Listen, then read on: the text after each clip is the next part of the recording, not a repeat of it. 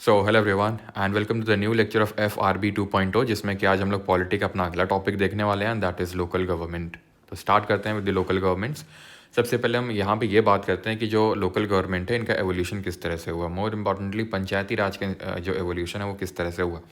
Because अगर हम track करें तो आर्टिकल नंबर 40 में ये स्टेट को एक मैंडेशन दिया गया है, एक डायरेक्शन दिया गया है, एक डायरेक्टिव दिया गया है कि to establish the panchayat, to establish the panchayati raj institution, जो कि एक तरह का कैसा फीचर है गांधीयन। अगर हम देखें तो गांधीयन DPSP है ना, क्योंकि गांधी जी चाहते थे कि लोकल गवर्नमेंट जो है फ्लरिश करें लोकल लेवल पे।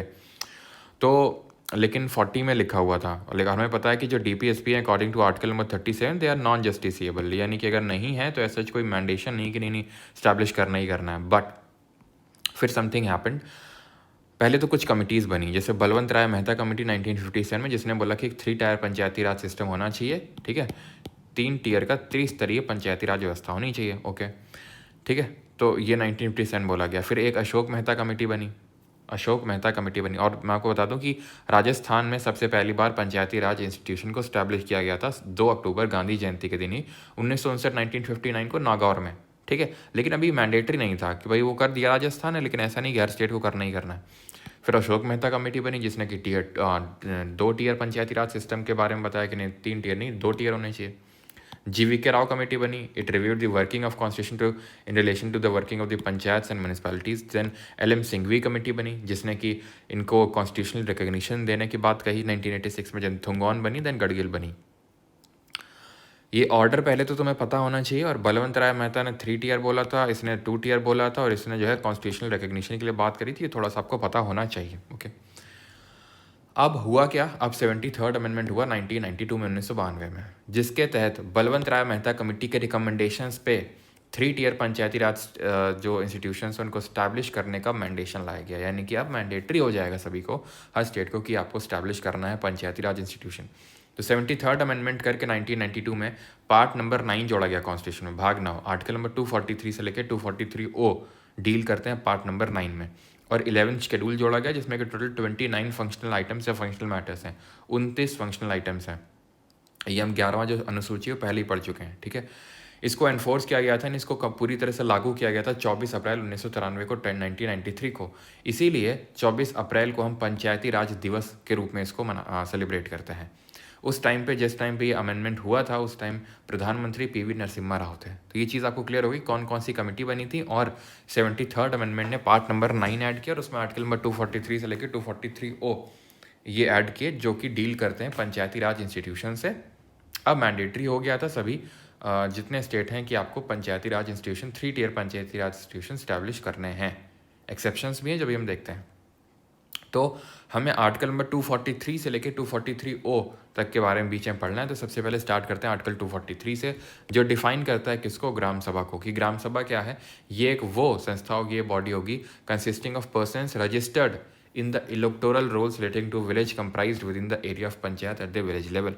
यानी ग्राम सभा में वो लोग आएंगे जो उस गांव के होंगे, जो इलेक्टोरल रोल में जिनका नाम होगा, वो सारे लोग ग्राम सभा के हिस्सा होंगे, पार्ट होंगे। ओके, देन यहाँ डिस्ट्रिक्ट को डिफाइन किया गया, ग्राम सभा को डिफाइन किया गया, जो भी हमने देखा। Intermediate level panchayat, panchayat area, population और विलेज को यहाँ पर डिफाइन किया गया। आप डेफिनेशन देख सकते हैं, सच उतना इंपॉर्टेंट नहीं कि नहीं आपको एकदम रटा हुआ होना चाहिए। ठीक है, मेन बस ग्राम सभा के बारे में पता होना चाहिए कि इसमें सारे लोग उस विलेज के जो रजिस्टर्ड है इलेक्टोरल रोल में, वो सारे ग्राम सभा के हिस्सा होते हैं। Then article number 243A talks about the gram sabha. यहाँ पे तो डेफिनेशन दी हुई है सबकी, यहाँ पर में स्पेसिफिकली ग्राम सभा के बारे में बात किया गया है कि वो कौन कौन से पावर्स को एक्सरसाइज कर सकता है, क्या क्या उसके पास शक्तियाँ हैं। ग्राम सभा में exercise such power and perform such function at the village level as the legislature of a state में बाई लॉ प्रोवाइड। यानी कि वो फंक्शन होंगे ग्राम सभा के पास जो वहाँ का राज्य का विधानमंडल यानी कि स्टेट लेजिस्लेचर प्रोवाइड करेगा। ऑब्वियस ही बात है, एकदम लोकल लेवल पे सीधा पार्लियामेंट तो नहीं डिसाइड करने वाला। पार्लियामेंट के पास और भी बहुत सारे इंपॉर्टेंट काम्स हैं, है ना, जजेस की सैलरी डिसाइड करना, अपनी सैलरी डिसाइड करना। तो ये सारे काम जो छोटे एकदम लोकल लेवल के हैं वो स्टेट लेजिस्लेचर को दिए गए, ना कि पार्लियामेंट को। देन आर्टिकल 243B, अभी आप फोकस करो कंटेंट पे, साथ साथ नहीं हुआ तो आपको भी बताते चलूँगा किस तरह से किसी आर्टिकल को याद करना है। ओके, तो ये बात करता है कॉन्स्टिट्यूशन ऑफ पंचायत की, यानी there shall be constituted in every state panchayat at the village, intermediate and district level in accordance with the provision of this part. यानी कि 3 टियर पंचायती राज होना चाहिए, त्रिस्तरीय होना चाहिए।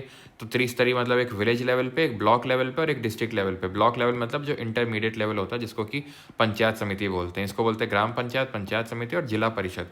ये 3 लेवल में इसको 3 टियर्स में बांटते हैं। ओके, देन ग्राम पंचायत, फर्दर ग्राम सभा, पंचायत और इसमें न्याय पंचायत आती है। खैर इतना डीप में आपको नहीं जाना, बस ये ध्यान रखना है 3 टियर है। लेकिन अब यहाँ पे हमें इंपॉर्टेंट नोट करने वाली बात ये है कि जहाँ पे पॉपुलेशन 2 मिलियन से कम है, दैट इज़ 20 लाख से कम है, वहाँ पर ये block level and intermediate level Panchayati raj institution establish करने की कोई नीड नहीं होती है। And additionally remember this that Nagaland,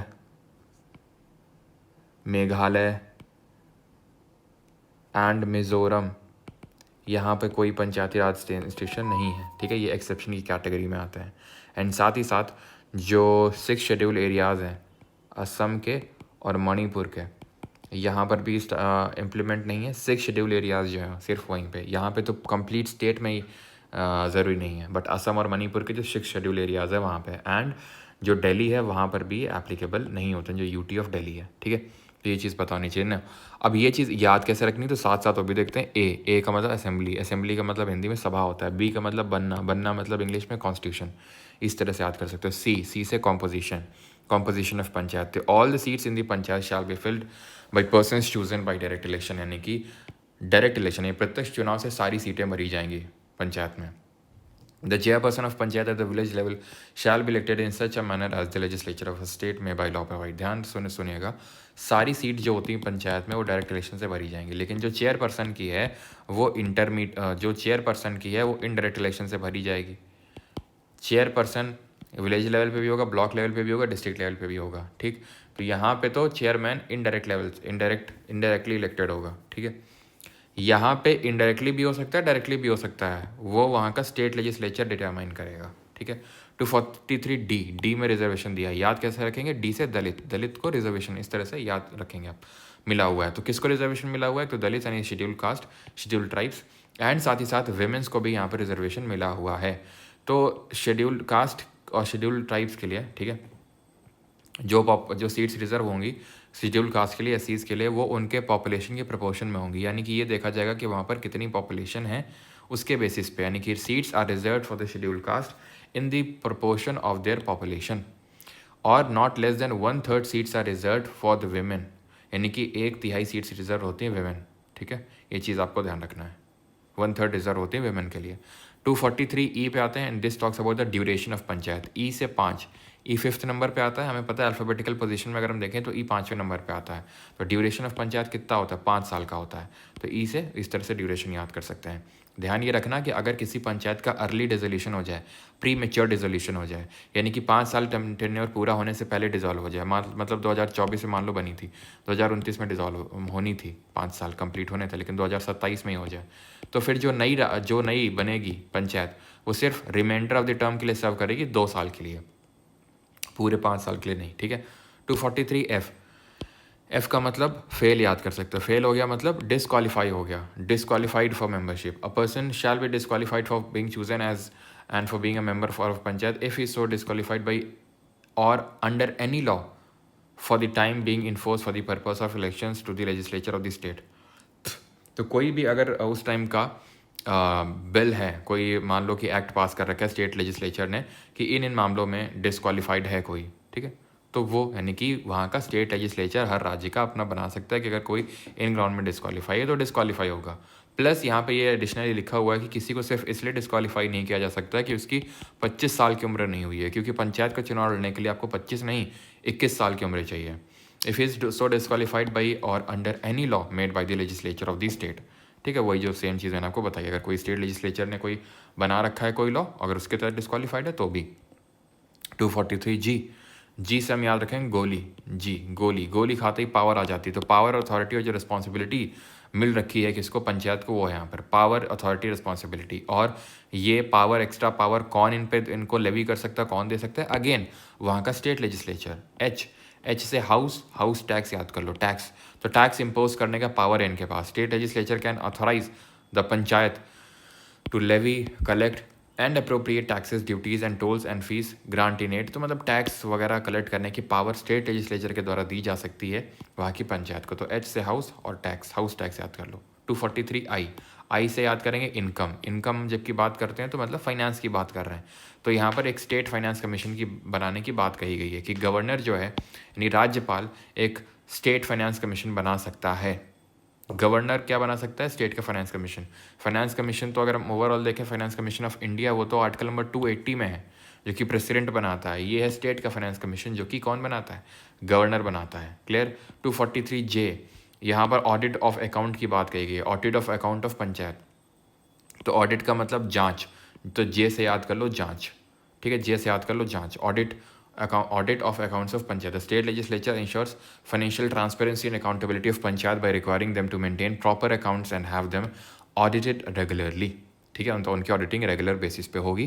तो जे से हम जांच याद करेंगे। 243K इसमें इलेक्शंस की बात करी है। ठीक है, ओके ऐसे याद कर लो ओके। ठीक है, ओके कुछ भी इस तरह से रिलेट कर सकते हो आप। ठीक है, ओके अब इलेक्शंस होंगे पंचायत के। ठीक है, तो कौन कंडक्ट करवाएगा इलेक्शन? स्टेट का इलेक्शन कमीशन कंडक्ट करवाएगा। ध्यान रखना है, इलेक्शन कमीशन जो ऑफ इंडिया है, भारत का जो चुनाव आयोग है, वो चुनाव करवाता है लोकसभा, राज्यसभा, राष्ट्रपति, उपराष्ट्रपति, विधानसभा, विधान परिषद। ये करवाता है स्टेट का इलेक्शन कमीशन। किसके चुनाव? ये करवाता है पंचायत और नगर पालिका के। ये मत सोचना कि जो स्टेट का इलेक्शन कमीशन है वो विधानसभा, विधान परिषद के भी चुनाव करवाता होगा। नहीं, वो इलेक्शन कमीशन ऑफ इंडिया ही करवाता है। और मैंने आपको बताया भी था, जब इलेक्शन डिस्प्यूट होता है, ठीक है, तो या तो प्रेसिडेंट देखता है, अगर ठीक है इलेक्शन डिस्प्यूट होता है तो प्रेसिडेंट देखेगा अगर सेंटर का मामला है, और गवर्नर देखेगा अगर स्टेट का मामला है कि कोई डिस्क्वालीफाइड है या नहीं है। और किसकी उसमें रिकमेंडेशन लेगा, मांगेगा? इलेक्शन कमीशन ऑफ इंडिया की। ठीक है ना। 243L लग गए किसके? यूटीज़ के। तो provisions of part 9 of the constitution which deals with the panchayat shall apply to UTs with certain modification. यानी यूटीज़ में डिट्टो कॉपी नहीं हो जाएगा, सर्टेन मॉडिफिकेशंस के साथ लागू होगा। जैसे अगर हम दिल्ली में बात करें तो वहाँ तो लागू ही नहीं होता है। ठीक है, तो एल लग गए यूटीज़ के, ऐसे याद कर लो। Then 243M part not to apply to certain areas. कहाँ कहाँ पे ये पार्ट अप्लाई नहीं होगा? तो मैंने आपको बता दिया, नागालैंड, मेघालय, मिजोरम में अप्लाई नहीं है, do not exist. And hill areas of Manipur और असम में भी अप्लाई नहीं होता है, जहाँ पे डिस्ट्रिक्ट काउंसिल अलग से एग्जिस्ट करती है। तो नागालैंड, मेघालय और मिजोरम में they are not applicable the provisions of the part 9 of the constitution, article number 243 to 243O। 243N continuance of existing laws and panchayat. यानी कि जो लॉ एग्जिस्ट कर रहे हैं, इफ़ यू कैन रिकॉल, जब हम सिटीजनशिप के आर्टिकल पढ़ रहे थे फ्रॉम आर्टिकल नंबर 5 to 11, तो वहाँ पर हमने आर्टिकल नंबर 10 देखा था, continuance of certain rights, certain provisions of citizenship. यही था कॉन्टिन्यूएंस, यानी कि जो नागरिकता है वो कॉन्टिन्यू रहेगी। ऐसा नहीं कि कोई नया लॉ ले आया सरकार और उस आपकी बोला कि नहीं आप सिटीजन तुम नहीं हो, फिर से सिटीजनशिप प्रूव करो अपनी। ठीक है, तो उसी तरह से पंचायत के जो भी लॉज हैं वो एग्जिस्ट करते रहेंगे जब तक कि उसमें से मतलब चाहे भले आगे चल के मॉडिफिकेशन ही क्यों ना हो जाए। ठीक है, and the last one is bar to interference by courts in electoral matters. यानी कि कोर्ट इन सब मामलों में दखलंदाजी नहीं कर सकती हैं कि इलेक्टोरल मैटर में। ये एक बार मिला हुआ है, बार मतलब कि यहाँ पर कोई दखलंदाजी नहीं चल सकती है किसकी? कोर्ट्स की। अब एक चीज़ ध्यान रखना, पेसा क्या होता है? PESA stand for panchayat extension to scheduled areas, जो कि आपका आया था ये एक्ट 1996 में, 1996 में। अब ये जो एक्ट था, पेसा एक्ट ऑफ 1996, इसको लाया क्यों गया था? It stand for panchayat extension to scheduled areas. That means जो पार्ट नंबर 9 के जो प्रोविजंस हैं वो शेड्यूल्ड एरियाज में अप्लाई होंगे, but with certain modifications. They will apply but with certain modifications के साथ अप्लाई होंगे, जो कि तुम अप्लाई नहीं हो जाएंगे। क्यों ऐसा किया गया है? सो दैट जो ट्राइबल्स हैं उनको एक ग्रेटर ऑटोनमी दी जा सके, स्वायत्ता दी जा सके। किस पे? जो उनके नेचुरल रिसोर्सेज हैं। नेचुरल रिसोर्सेज मतलब जो फॉरेस्ट, वाइल्ड लाइफ है। ठीक है, तो भाई आप हो शेड्यूल्ड एरिया, हम आप पे ज़्यादा रेगुलेशन नहीं लगाएं कि ऐसे पंचायत स्टैब्लिश करो, वैसे करो, वैसे करो। आपको हम ऑटोनमी देते हैं कि आप अपनी तरीके से फंक्शन करो, कैसे नेचुरल रिसोर्सेज को मैनेज करना वो अपने हिसाब से डिसाइड करो। And let me tell you, यहाँ पे जो रिजर्वेशन होता है उस ट्राइब के लिए, यानी कि ST जो कम्युनिटी है, जो पर्टिकुलर वो ट्राइब है, 50% रिजर्वेशन होता है। ठीक है, मेंबरशिप लेवल पे, और चेयरमैन लेवल पे 100%। यानी all seats at chairman level are reserved for the scheduled tribe. ये चीज़ ध्यान रखना, पेस एक्ट। ना coming on to the municipality, that is nagar palika. तो नगर पालिका को बोल के हम क्या करते हैं, गड्ढे भरवाते हैं, ठीक है। तो पार्ट नंबर 9A में है, पंचायत पार्ट नंबर 9 में है एंड नगर पालिका म्यूनिसिपैलिटी पार्ट नंबर 9A में है। 243 से 243 over dealing with the articles with respect to the part 9 that is panchayat, और यहाँ 243P से लेकर 243ZG तक है। लेकिन फॉर्चुनेटली हमें वो सारे आर्टिकल्स नहीं याद करने रखने हैं जिस तरह से हमने पंचायत में किया था। बस इसमें हमें ध्यान रखना है कि म्यूनिसिपैलिटी, ठीक है, आपको पता है म्यूनिसिपैलिटी कहाँ सेटअप करी जाएगी, जो अर्बन इलाके हैं, सेमी अर्बन है। तो इंट्रोड्यूस इसको किया गया था 74th अमेंडमेंट से 1992, यानी कि वही 73rd अमेंडमेंट और 74th अमेंडमेंट दोनों एक साथ ही आए थे। पार्ट 9 उसने ऐड किया था, इसने पार्ट नंबर 9A और शेड्यूल नंबर 12 ऐड किया था, जिसमें उसमें 29 फंक्शनल आइटम्स थे पार्ट शेड्यूल 11 में, है ना, और शेड्यूल 12 में 18 फंक्शनल आइटम्स हैं। फर्स्ट म्यूनिसिपल कॉर्पोरेशन जो स्टैब्लिश हुआ था वो मद्रास में हुआ था 1687-88 में। लॉर्ड मेयो को presented resolution of financial decentralisation, तो इसीलिए मेयो को जो है फादर ऑफ डिसेंट्रलाइजेशन बोलते हैं। बट अगर father of local self government पूछेगा तो वो रिपन को बोलते हैं, because he brought the resolution of 1882, ठीक है। तो डिसेंट्रलाइजेशन, फाइनेंशियल डिसेंट्रलाइजेशन किया था मेयो ने, but father of local self government बोलते हैं रिपन को, बिकॉज वो 1882 में लोकल सेल्फ गवर्नमेंट को इस्टेब्लिश करने के लिए रेजोल्यूशन लाए थे। ये हम देखेंगे हिस्ट्री में कि रिपन ने बहुत काम किया था when it comes to the Indian, मतलब इंडियंस के लिए बहुत काम किया था उन्होंने, जैसे कि एल्बर्ट बिल लाए थे, वो सारी चीज़ें हम देखेंगे। हंटर एजुकेशन कमीशन लेके आए थे, वर्नाकुलर प्रेस एक्ट को रिपील किया था, आर्म्स एक्ट को रिपील किया था। तो रिपन ने बहुत अच्छे अच्छे काम किए थे इंडिया के लिए। अब 8 तरह की म्यूनिसिपैलिटी हो सकती है। Municipal corporation, municipality, notified area committee, cantonment board, township, town area committee, port trust and special purpose agency. तो ये 8 तरह की हो सकती है, ध्यान रखना। ये 8 टाइप्स है म्यूनिसिपैलिटी के, ठीक है, 8 टाइप्स हैं। देन ये 3 क्लासेस में डिवीजन है। तो एक्चुअल में अंतर ये है कि 8 टाइप्स ऑफ म्यूनिसिपैलिटी नहीं, 8 टाइप्स ऑफ अर्बन गवर्नमेंट होंगी, ठीक है।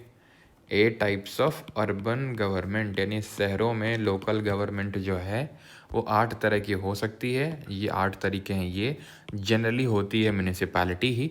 स्पेशल पर्पस एजेंसी जैसे हो गई किसी कहीं, जैसे पोर्ट ट्रस्ट है तो जहाँ पोर्ट सिटी है, ठीक है, जैसे मान लो कि जहाँ पर अडानी पोर्ट है या मरमगांव पोर्ट है, बहुत सारे पोर्ट हैं भाई, हमने ज्योग्राफी में सब पढ़े हैं, ठीक है। मुंबई पोर्ट है, विशाखापट्टनम पोर्ट है, चेन्नई पोर्ट है, तो वहाँ पोर्ट ट्रस्ट बनाया जाएगा, बिकॉज स्पेशल पोर्ट में लोग जो काम कर रहे हैं, रह रहे हैं, उनके लिए वहाँ के रूल्स रेगुलेशन करने।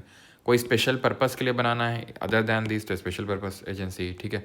कंटोनमेंट बोर्ड जो मिलिट्री एरियाज़ हैं जहाँ मिलिट्री के लोग रह रहे हैं, ठीक है, डिफेंस के लोग रह रहे हैं, तो उनके लिए अलग से सेटअप किया जाता है। बट जनरली सिविलियंस रहते हैं और सिविलियंस के लिए म्यूनिसिपैलिटी या म्यूनिसिपल कॉर्पोरेशन होता है।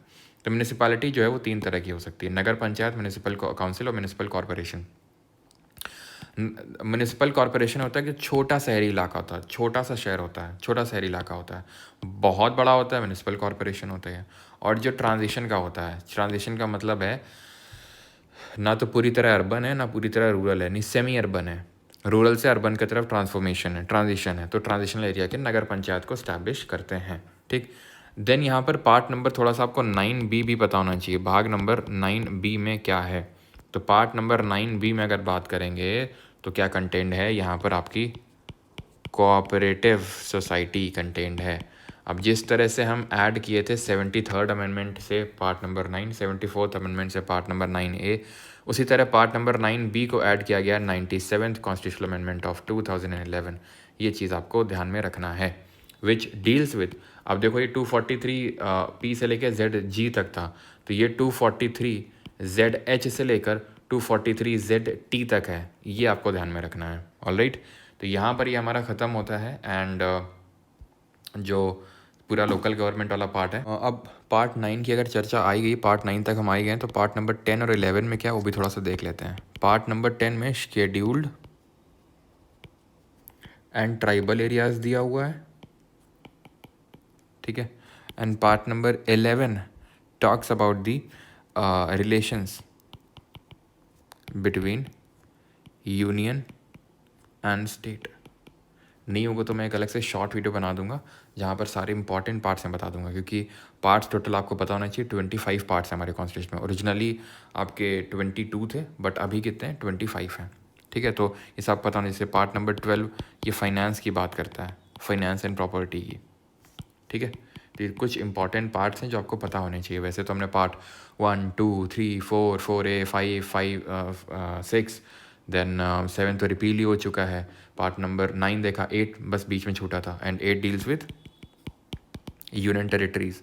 देन 9 देखा, 9A देखा, 9B देखा, 10 देखा, 11 देखा, 12 देखा। ठीक है, तो 12 तक तो एटलीस्ट आपको सारे पार्ट्स याद हो चुके हैं। ठीक है, चलिए बाकी हमारे अब एक बाकी है, दैट इज़ कॉन्स्टिट्यूशनल बॉडीज़, और एक और बाकी है, दैट इज़ जो इंपॉर्टेंट एक्ट्स हैं, है ना, हिस्टोरिकल बैकग्राउंड जिसको हम बोलते हैं, तो वो भी हम करते हैं। ठीक है, बाकी आपको क्या करना है, क्वेश्चंस लगाना है लिटिल बॉय से, एंड फैटमैन लिटिल बॉय में आपका अभी कूपन टाइप चल रहा है, आई थिंक कुछ ऑफर, तो मतलब आप डबल में कुछ ऐसा क्या बोलते हैं उसको, तो दोनों एक साथ खरीदते हैं तो उसमें काफ़ी अभी डिस्काउंट चल रहा है, तो आप ले सकते हो। ठीक है, चाहते हैं तो आप। ओके, एंड अगर आपको स्पॉटिफाई पे सुनने हैं सारे लेक्चर्स, तो आप स्पॉटिफाई पे सुन सकते हैं सारे लेक्चर्स, सारे अवेलेबल हैं आपको, मतलब अभी तो आई थिंक सारे ज्योग्राफी अवेलेबल हैं, धीरे धीरे आपको एक एक करके सारे यहाँ पर सब्जेक्ट्स एंड सारे लेक्चर्स मिल जाएंगे। Alright, so enjoy the learning, happy learning.